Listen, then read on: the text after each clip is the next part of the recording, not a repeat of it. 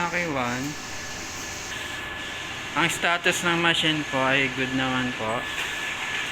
Ito naman po ang UV Maki 2, status good rin po. Ito naman po ang pending namin sa UV. Ito naman sa CPD. Light load lang po sa parehong clipboard.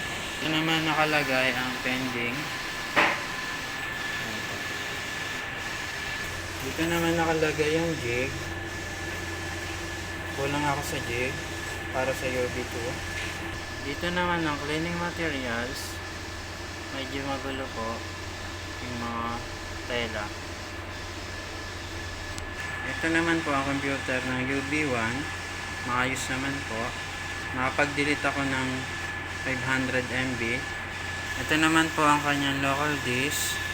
May free space ako na 175 GB. Ito naman po ang PC ng UV2.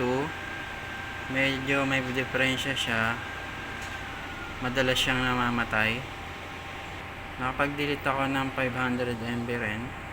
Ito naman ang local disk niya. Local disk C, 32 GB free space.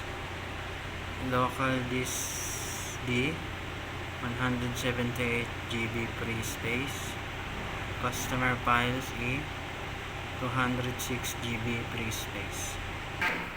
Dito naman sa UV flatbed area nakalagay ang UV ink ng UV Maki.